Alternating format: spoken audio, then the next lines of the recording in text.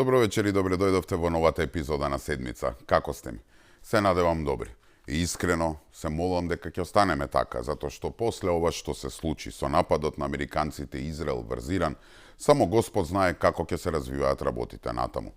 Можно е се брзо да заврши, да успее обидот на Трамп и Нетањаху да ја симнат на брзина власта во Иран, пресликана во сега веќе убиениот ајатолах, и тоа со помош на иранците. Или целиот свет да отиде по ѓаволите и да бидеме сведоци на нова крвава војна која ќе трае долго, која ќе влијае на светските економски текови, ќе предизвика нов масовен бран на бегалци, мигранти, налик на ситуацијата во Сирија или исто така нов бран на тероризам. Едно знаеме, поскапување ќе има.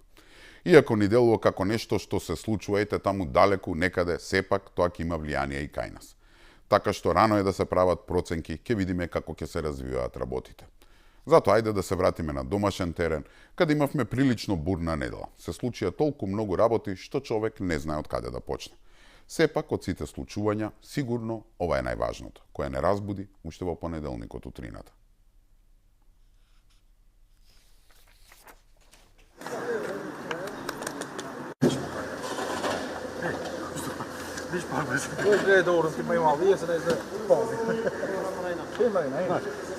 Ja se što ne pa. Ova slä mi ima, slä.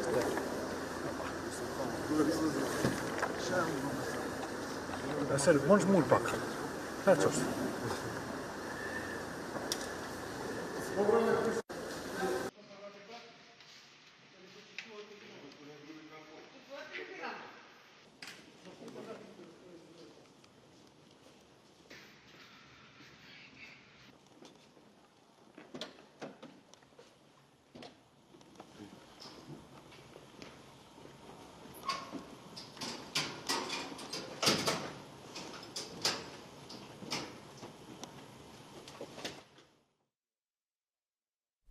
Груби се врати, навистина се врати. Човекот го одржа зборот.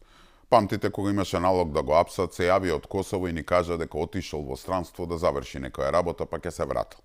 И ете го се врати. Може би имал повеќе работа, па се задржал повеќе, ама еве го се врати. Шегата на страна. Еден од најмојкните луѓе за време на владењето на СДСМ и ДУИ, кој буквално палеше и гасеше, заврши со лисици на раците. Може би беше привремено, но сепак го видовме со лисиците. Знаеме дека Груби во еден период беше помоќен дури и од премиерот. Памтите дека во последните години од владењето на СДСМ и ДУИ, првиот вице-премиер, како што му беше титулата, имаше повеќе моќ и од премиерот. Гласот на Груби повеќе се слушаше во владата отколку тој на Ковачевски. Не случајно, во првичната кривична пријава за лотарија што е поднесе МВР, стои и Ковачевски, кој слепо потпишувал тоа што Груби му сервирал. Така што како и да заврши оваа драмолетка, факт е дека времето на Артан Груби заврши. Дека тоа е така, примери има многу. Еве и најголемиот и најозогласен водач на картелите Пабло Ескобар нели сам се предаваше, па деме го апсеа, па сам си изгради затвор, па бегаше и слично, но на крајот знаеме како заврши. Или па Ел Чапо, Ал Капоне, првечно мислеа дека ќе се извлечат, на крајот сите завршија неславно. Значи што и да се случи, ова е почетокот на крајот на Груби, а богами и на Ахмети и Дуи. Заврши времето на фудбалот и кошарката.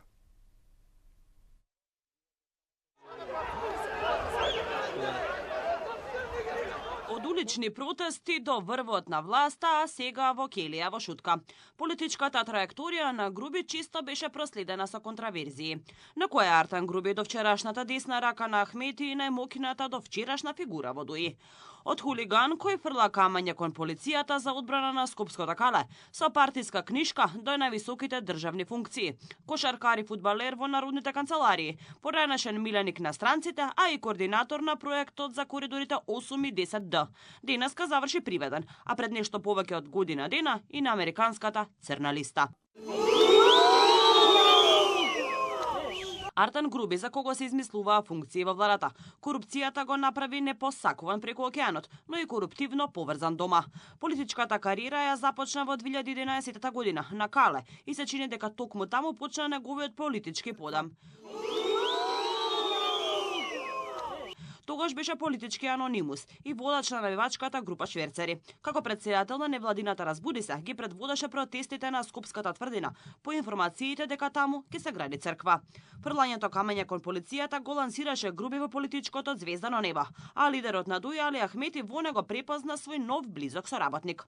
Несудениот кандидат за градоначалник на Скопје во 2013-та, веќе следната година стана пратеник, а во 2022-та во коалицијата Заев Ахмети седна во фотелјата прв вице-премиер, како утешна награда за неисполнетото ветување за албанец премиер. Но неговиот брз политички раст започна да создава и сериозни внатропартиски тензии. Груби стана трн во око на така наречените огнени момчиња, а Ахмети сепак не се откажа тогаш од својот миленик.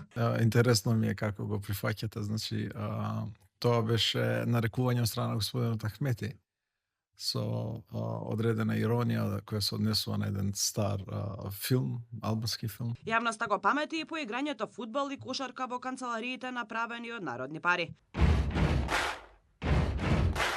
Само година и пол по неговиот триумфален тон за историскиот договор следуваше ладен туш.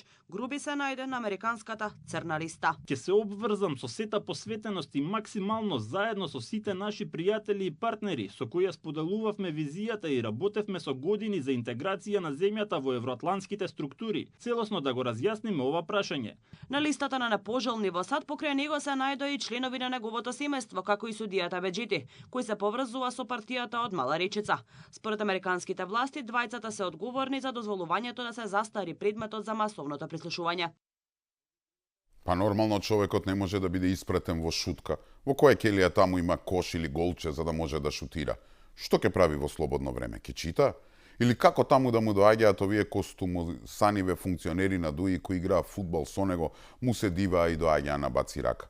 Или пак како таму ќе му доаѓаат разни емисари да го убедуваат да молчи? Ако на човекот, на пример, му се зборува. И немој погрешно да ме разберете, воопшто не му се ситам. Туку едноставно овој случај треба да служи како пример за секој политичар, па дури овие што се на власт, дека можеби во еден момент ќе се почувствуваат семоќни, дека нема нешто што не можат да направат, дека се недопирливи, дека за нив не важат правила и закони, но на крајот сепак ќе завршат со лисици на раците. Да, можеби не за долго, еве како Груби, но таа комоција, тоа чувство на моќ кое го имаат додека се во кабинетите, брзо ќе исчезне. И немојте да грешите па да кажете што, ете го за некое време пак на слобода ќе биде. Да, со ова нашево судство голема е веројатноста тоа да се случи. Но исто така верувам дека не е убаво чувството да бегате и да се криете цели 14 месеци или како сега, да бидете затворени за 4 ѕида во стан, колку и тој да е луксузен. Ете ви ги споменав примерите со други светски криминалци. И не само тоа. Повратникот Груби засега има само едно кривично дело, но постојат сомнежи за многу повеќе.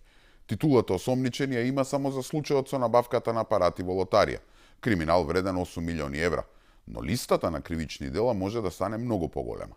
Ако памтите, поради сомнежи за друго кривично дело, Груби нели заврши на американската црна листа. Гревот за кој беше зацрнет е што тогаш заедно со поранешниот апелационен судија Беџети беа осомничени дека примиле подкуп за влијание врз судски процеси, зашто обвинителството дури предмет имаше отворено. Стейт Департментот јавно ги назначува Артан Груби и Енвер Беџети за нивна вмешаност во значителна корупција преку примање мито за подкопување на судските процеси поврзани со кривичната пресуда на Сашо Мјалков, директор на Управата за безбедност и контраразузнавање, соопштија од Стейт Департментот на 9 декември 2024 година.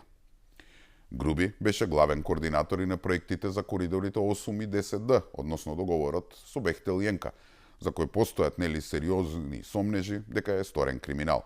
Не толку околу самиот договор, туку за тоа каде оделе парите за фирмите од Македонија, не толку американските. Тогаш десната рака на Али Ахмети дури се смееше на новинарските прашања поврзани со овој проект, кој СДСМ и ДУИ го памтеа со ознака нели доверливо, а подпишаниот договор вредеше колку? Околу 1,3 можеби 2 милиарди евра за само неколку стотина километри пат. Покрај тоа, постоја и сомнежи дека Груби заедно со неговите сопартици масовно учествувале во процесот на купување и експроприација на земјиштето долж трасата на автопатот Скопје-Блац, проект за кој поранешниот прв вице-премиер беше директно одговорен. Тој точно ја знаеше проектираната траса. Зимотната состојба на Груби се занимаваше и антикорупцијска, односно се истражуваше како дошло до зголемување на неговиот имот. Значи, списокот на пријави може само да расти. Друга многу важна работа која треба веднаш да расчистиме. Груби од Косово влезе во Македонија на граничниот премин Блаце, каде полицијата му стави лисици на раце и го однесе зад решетки. Па оттаму го пренесе во Шутка, па на суд за да му определат понатамошни мерки. Значи, извршната власт, односно полицијата и МВР, или еве да речеме владата, го заврши својот дел од работата. Полицијата почна истрага за лотарија, вршеа испитувања, собираа докази, сведочење и се друго што е потребно и на крај поднесоа кривична пријава за криминал тежок нешто над 8 милиони евра. Се што собраа му го предадоа на обвинителството за да го процесуира понатаму. Толку. Нивната работа тука завршува. Освен ако обвинителите или судот не побараат нешто плюс од нив. Да, Груби избега, но да, Груби се врати. Не го фатија во Косово и Албанија, туку на граница. Но да, заврши со лисици на раците. Е сега, дали десната рака на Ахмети дошол доброволно, бил притиснал, немал каде да се крие или за тоа постои некој договор е друго прашање. Посебно по одлуката наместо во затворот во Шутка, Груби да заврши дома. Што стои зад мистериозната насмевка на граница додека му ставаат лисици на рацете и насмевката по одлуката наместо во Шутка Артан Груби да замине дома во куќен притвор, одлуката на обвинителството да му одреди поблага мерка на бараниот со потерница, екс-вице-премиер и еден од најмоćните луѓе од претходната власт, само ги потхрани теориите на заговор и прашањето кој би бил мотивот по 14 месеци бегство, тој да се врати во Македонија. Теории има многу, од тоа дека ова му е еден од последните обиди да ги искористи своите инсталации во судството и обвинителството пред нејавените корените смени во правосудството, преку тоа дека притисокот дошол од Ахмети, за да ја врати дуи во живот, преку во наводници прочестување на партијата со странска помош, па до тоа дека притисокот од странците врз Еди Рама и Албин Курти ги натерале Албанија и Косово да му откажат гостопримство. Многу теории, но малку одговори. Во игра и теоријата дека поранешниот прв вице-премиер, кој палеше и гасеше за време на владењето на СДСМ и ДУИ, бил подготвен да пропее, индици кои би допреле дури до Зоран Заев или Али Ахмети. Според политичкиот аналитичар Љулјзин Фаризи, ова е само очајнички обид на Груби ако може некако да се спаси, но и покажува дека притисоци постоеле и кои оние кои го чувале минативе 14 месеци. Во Албанија не можеше тој таму да најверојатно да се крие долго време. Имајќи предвид дека и во Албанија не му се сјајни деновите на Еди Рама, имајќи голем притисок што има заради криминал и корупција во таа држава. Реформите што се во дослед во нашата држава, исклучиво со новото назначување на јавниот обвинител, мислам дека ќе му ги отежнат работите, претпоставувам дека и тоа му била целта да дојде порано. Сепак, кој да е мотивот, тешко е дека Артан Груби ќе помине лесно или ќе се спаси, бидејќи покрај тоа што е случај со политичар од висок профил, станува збори за сомнежи за висок профил на криминал. Според Фаризи, целосно нелогично е власта да има некаков договор со Груби, бидејќи тоа никако не ја одговара, бидејќи екс првиот вице-премиер веќе воопшто не е никаков фактор. Нашата цел како граѓани беше да го видиме Артан Груби пред органите во државата, за тој да даде објаснување, односно да се прекрстат фактите, аргументите на двете страни. И многу е важно што моментално во нашата држава се предаде. Гледаме дека многу политички партии почна да го препукнуваат, односно на тоа дека власта е договорена со Артан Груби. Јас мислам дека власта нема никаков корист да се договори со Артан Груби, бидејќи Артан Груби веќе не е политички фактор во државата. Инаку титулата осомничен во моментов ја има само во случајот со набавката на апарати во лотарија, криминал вреден 8 милиони евра, но сепак листата на дела против поранешниот прв вице-премиер може да стане многу поголема, посебно ако се има в предвид дека тој се наоѓа на американската црна листа, токму поради мешање во судски одлуки. Не да мирисе на труло, туку корне. Значи, кои се теориите за можниот мотив кој го натерале Груби да се врати? Да почнеме од тоа дека Албанија и Косово му го откажале гостопримството. Иако не беше потврдено, но јавна тајна беше дека откако избега Груби од Македонија да завршил во наводници или нели некоја работа, тој веројатно се криел или во Албанија или во Косово. Прво се тврдеше дека е забележан на албанското крајбрежје, па потоа дека е виден во Приштина. Џабе нашата полиција ќе распишува меѓународни потерници ако земјата домаќин каде избегал не сака да соработува и потајно му дава заштита на бегалецот. Но состојбата во Албанија и Косово во последната година драстично е променета. Рама, кој на некој начин беше миленик на европејците, но и на американците, како чедо на Сорос, полека ја губи нивната наклонетост, посебно по доаѓањето на Трамп на власт.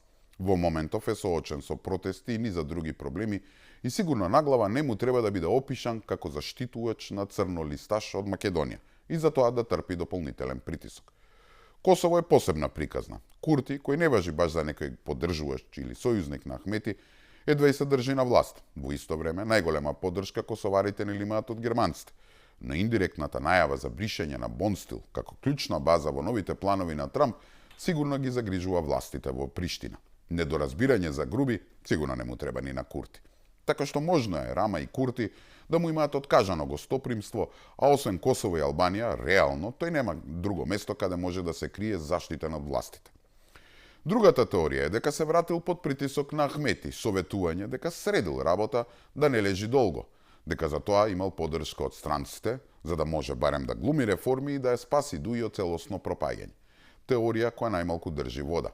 Има и целосно спротивна теорија, која ете на некој начин ја турка вреди, а тоа е дека се вратил за да во наводници пропее за наводните криминали на Ахмети и останатите команданти на Дуи. Стариот лицец Али Ахмети од вчера, од мајстор на политичкиот занаед, стана ранет играч кој чека политичка екзекуција од поранешниот најблизок соработник. Црната кутија за владењето на Дуи се стави на располагање на правдата, рекоа од вреди.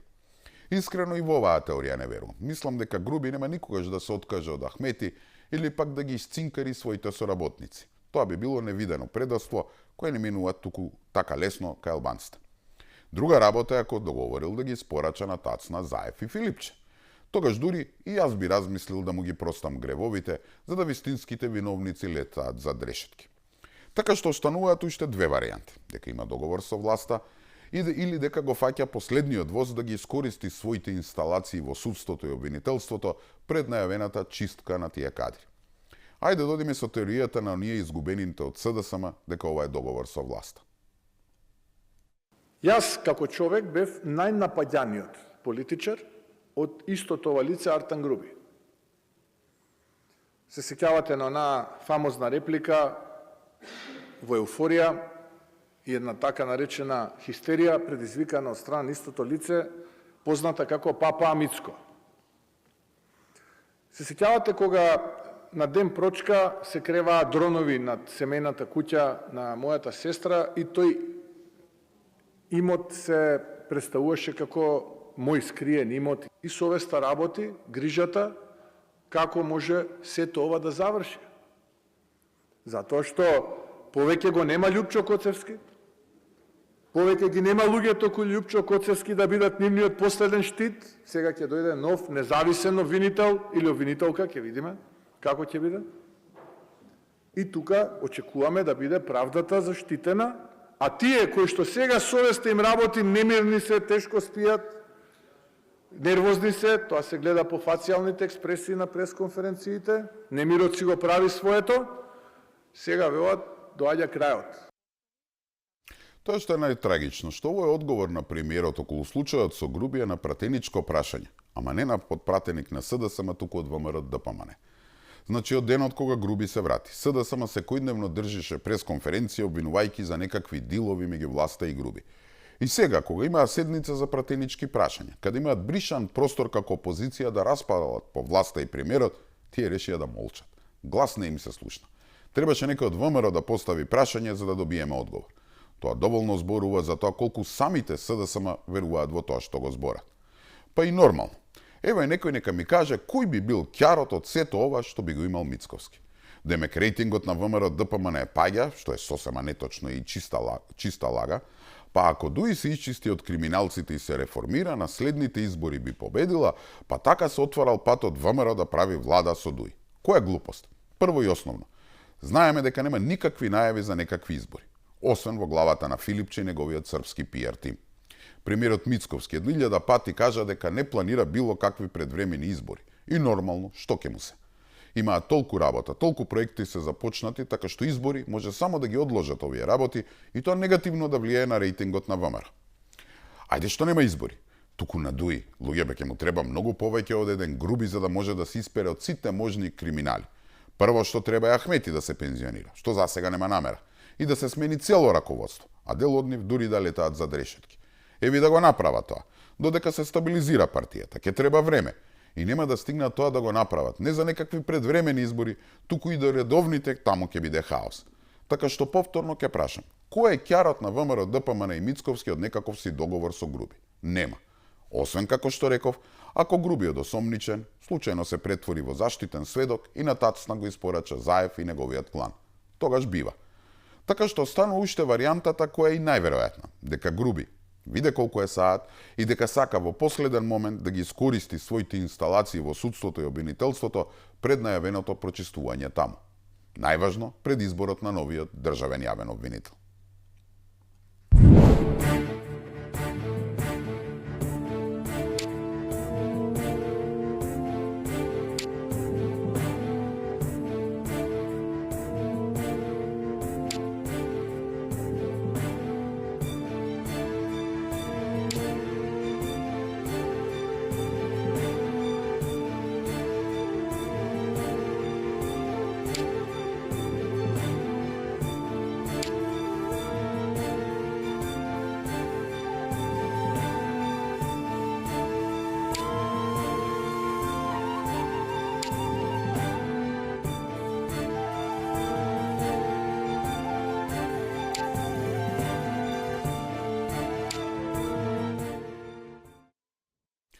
Каде има чат, таму има и оган. Ваква скандалозна одлука одамна нема донесена во труло обвинителство.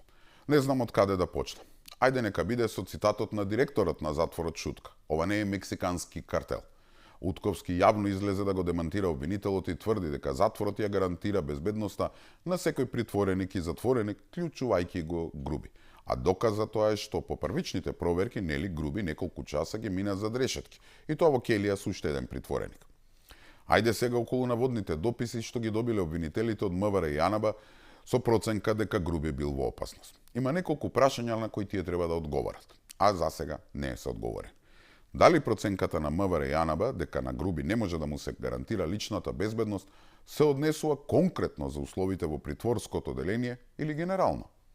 Дали е тоа нешто за кое се однесува на Груби како приватна личност, дали заради конкретниот предмет или заради фактот што едно време, долго време, беше прв вице-премиер. Дали проценката се темели на индиции добиени сега, непосредно пред или откако се предаде, или од периодот кога пред да биде осомничен во предметот за лотарија. Ова е важно, затоа што вакви проценки се прават за сите поранешни високи функционери, председатели, премиери, вице-премиери, министри на осетливи функции, полиција, одбрана, надворешни работи и слично. Верувам дека за повеќето има слични проценки, токму поради фактот што раководеле со осетливи ресори. Па самиот Груби, пред да му е кидне од Македонија, нели користеше полициско безбедување. Затоа дознавме кога тој преку неговиот Facebook демантираше дека избегал од земјата. Така што обвинителството, ако сака да ја расчисти работата, мора јавно да каже и покаже од кога датираат проценките на кои се повикува. Дали од периодот кога на Груби му било доделено полициско обезбедување, дали по неговото бедство или дали сега по неговото враќање. Дали се однесуваат за притворот и слично. Но и да се проценките од сега. Која е логиката каде баш сега Груби е небезбеден? И тоа откако се врати. Како тоа цели 14 месеци, додека беше во бегство, беше без никакво обезбедување и не му фалеше влакна од глава. А сега, кога нон-стоп има полицајци до него, е небезбеден. Како тоа е побезбеден дома, отколку во затвор, во институција и зграда, каде секој оделение е со постојано полициско присуство, нели за да се избегнат инциденти. Камери има насекаде. Постои можност некој да пријави доколку добива закани, како и можност да се одвојат луѓето ризични категории притвореници и затвореници, доколку постои некаква опасност. Е, таму не бил безбеден, ама дома бил со еден полицаец пред врата. Втора работа. Ако и неговото семејство е небезбедно заради него, како тоа сега сите се ставени заедно на едно место на куп? Па ако не дај Боже некој сака да им направи нешто, има ли попосакувано место?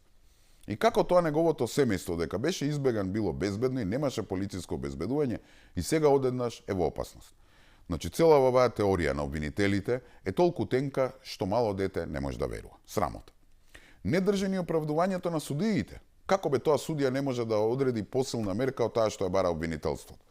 По прозивките од министерот Филков, кој одлуката ја нарече скандалозна и бараше судскиот совет и советот на обвинители да заседаваат и истражат дали има одговорност, се јави адвокатката Анастасова Јошевска, која не ли член на судскиот, да го брани судијата со одговор дека тој не може да донесе построга мерка од таа што е бара обвинителот. Судијата не смее да изрече мерка притвор ако има предлог од обвинител за куќен притвор. Нема потреба од итна седница на судски совет за да се расправа основно правило во кривична постапка, напиша таа. Прво и основно. По обична логика, која сме ја гледале дури во оние крими серии филмови, па и документарци, судии не се неми посматрачи, туку имаат право на свое мислење, проценка и слично. Сметам дека ако судијата утврди дека некој е осомничен, еве нека биде груби, нека биде некој убиец, нека не биде груби, може да избега, да влијае на процес, а обвинителот не бара некоја мерка, зарем не смее сам да праша и да побара построга мерка? Малку не ми се верува. Второ, судот, нели веќе имаше одредено мерка затворски притвор уште пред да избега, а сега обвинителот бара поблага мерка. Зарем не се запраша судијата зошто поблага мерка? Што се смени во овој период? Па човекот цели 14 месеци беше недостапен и се криеше. И трето, како што објави нели професорот Кекеновски согласно членот 144 од Законот за кривична постапка, судијата сепак имал можност да одбие намалување на мерката, доколку обвинителот не достави нови околности што убедливо го елиминираат ризикот од бегство. Значи не само што е логично, тука има и законска подкрепа. Ама мислам дека се е џабе. Тоа што е најтрагично е што сега никој веројатно не може да промени мерката куќен притвор на груби. Единствен начин тој да се врати во шутка е ако самиот не ја испочитува мерката, односно ако го напушти домот, ако врши притисок врз сведоци или едноставно повторно избега. Дури тогаш виш јавен обвинител може да се жали до апелација за да му се врати ефективниот притвор. Другата можност која постои е одбраната да бара од апелација да се укине и куќниот притвор, односно поднесат жалба, па така да се одбие и судиите да донесат посилна мерка, што искрено исто не верувам дека ќе се случи. А и не знам па што ја толку се чудам. Па не име прв пат на нашиве судии и обвинители. Го памтите случајот со Пуцко Петрол, друга компанија која својот подем го доживеа под закрилата на ДУИ. Памтите кога го апсеа газдата, беше или синот. И тогаш спрегата обвинител судија решија да не оди во шутка. Па по притисок од јавност имаше жалба, па по неа сепак му одредија затворски притвор. Ама и тоа кратко траеше, зашто нели човекот понуди гаранција. Па и таа прво му ја одбија, па потоа му ја прифатија и го испратија дома. На крај мислам дека му го укинаа притворот и уште му дадоа пасош да оди во странство на семејна веселба. Да не биде сега дека Груби сепак не ја довршил работата за која рече дека излегол од Македонија, па да му дадат овие пасош да оди да ја дозаврши. Да не беше толку трагично, ке беше комично. Единствено нешто што држи логика е дека на вистина известувањата на МВР и АНБ се однесуваат директно за притворот во шутка. Да имаат класифицирани информации дека таму некој може да го ликвидира. Реков пред малку, Груби знае премногу, а таму има секакви криминалци. Од оние за диво населје со кој си има замерано, па натаму.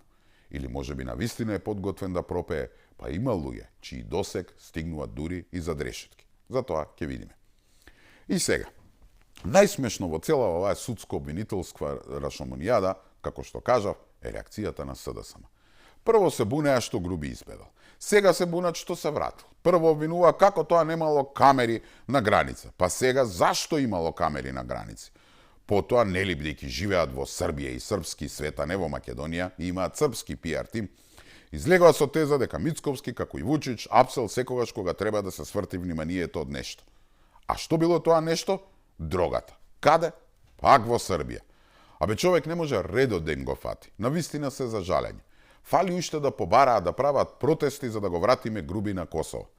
Да не правиме муабет за глупата теза дека ова било договор со кој, замислете, Дуи Ахмети ќе му помогнеле на Мицковски да си го сочува рейтингот. Да, Груби се врати за да лежи затвор, за да може, нели, Мицковски да добие наследните избори. Смешно.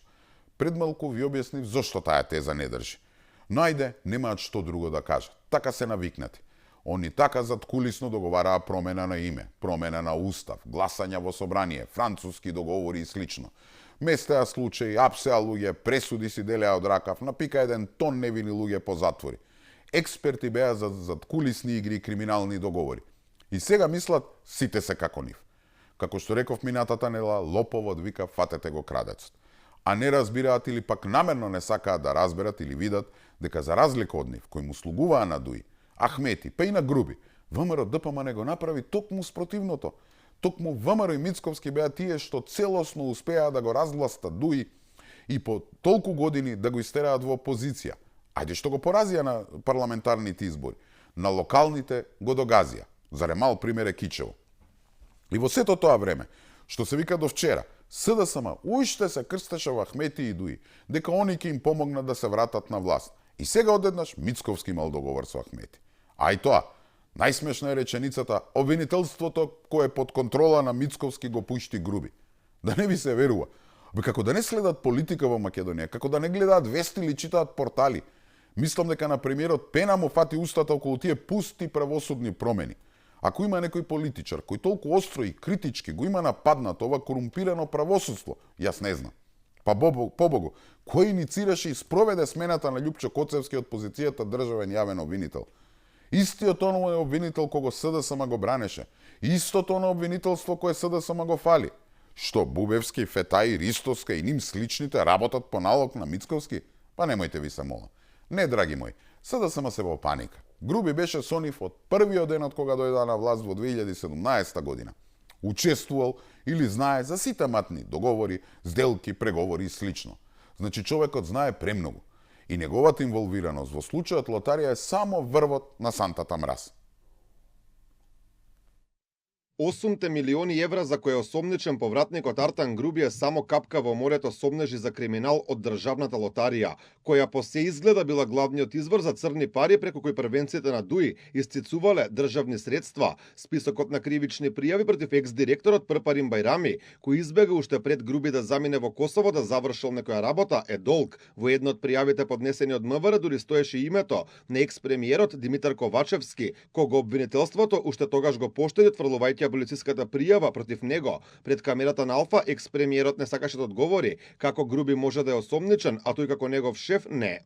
Јас ви кажав дека целото работење е достапно на институциите, сепак седниците на влада се колективни тела каде што се носат одлуки и тие се носат согласно законите на Република Северна Македонија и уште еднаш го повторувам дека на ниту еден начин немам учествувано како председател на влада во работењето на јавните предпријатија или акционерските друштва во државна собственост. Како тоа Груби осомничен неговиот шеф не е?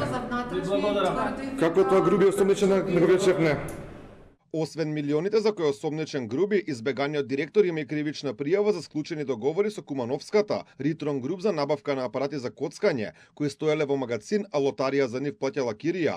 Освен апаратите со народни пари се плаќале телевизори, принтери, компјутерска и комуникацијска опрема, која ниту се оддесувала со она што го пишувало во трите договори. Има и пријава за плаќање двојно поскапа кирија, а уште нерешен е и случајот со изнемувањето на свадбарскиот ресторан Фестина. Сите случаи се забележани и истражени од државните ревизори.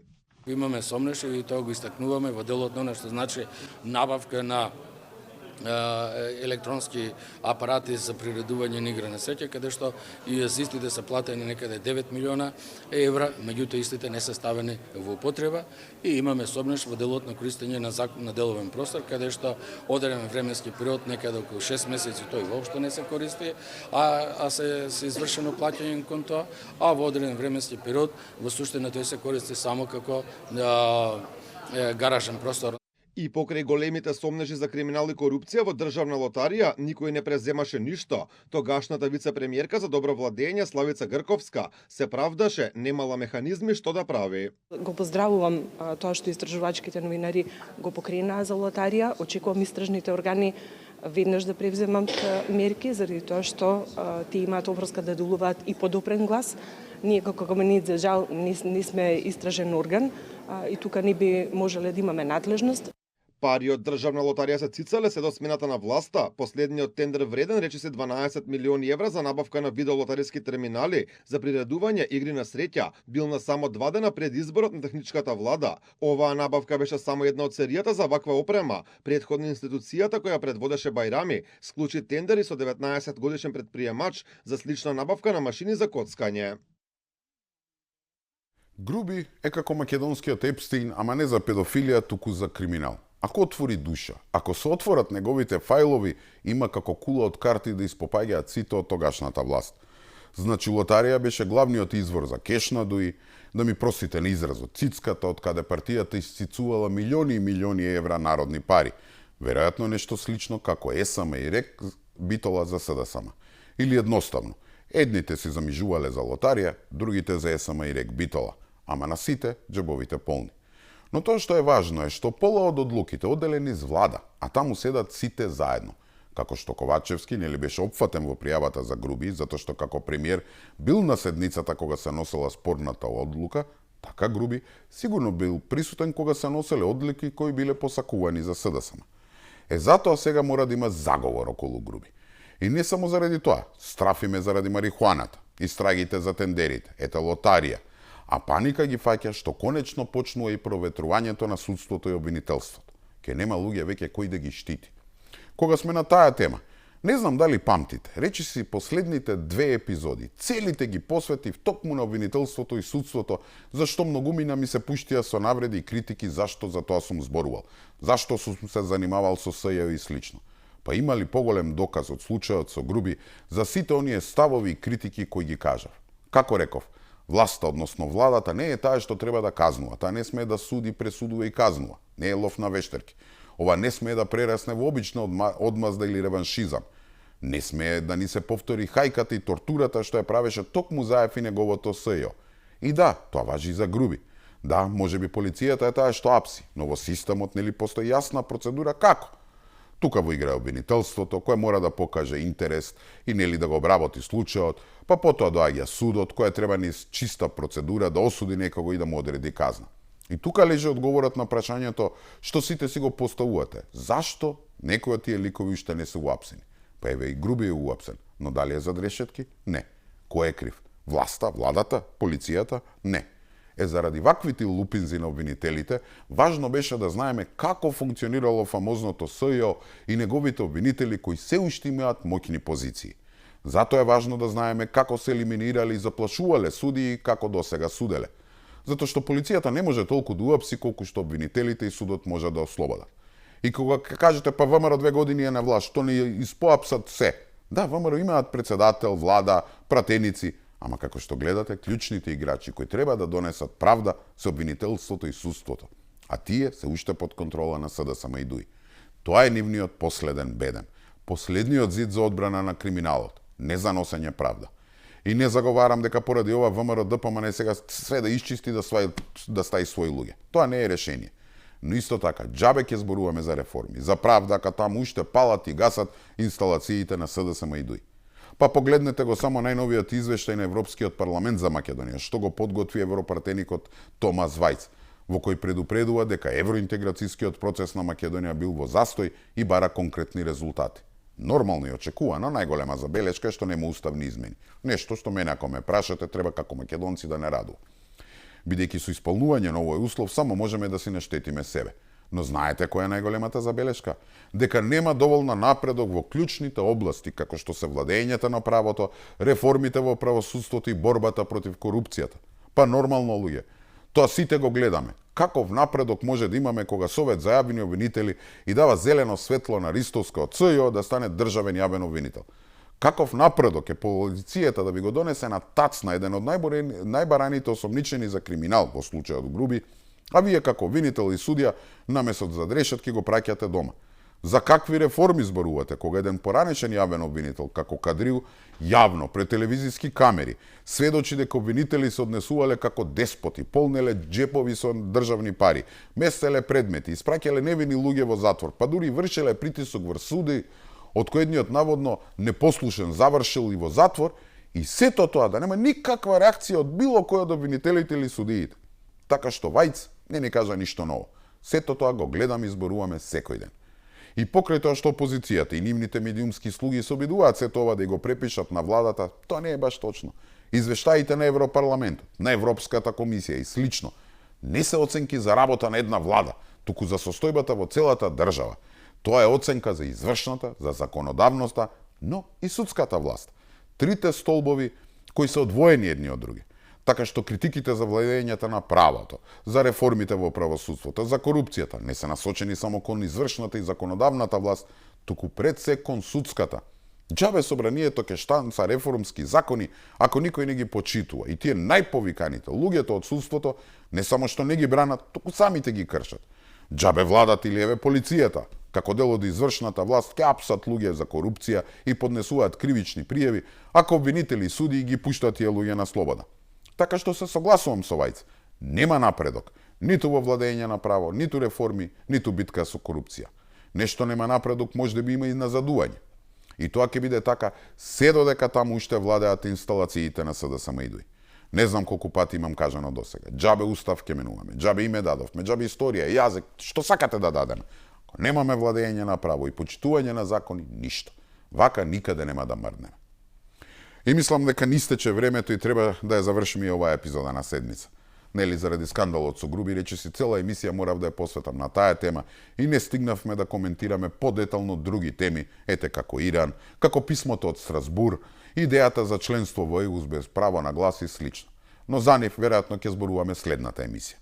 Така што со Господ напред се гледаме за една недела во исто време, на исто место. Имајте пријатна вечер.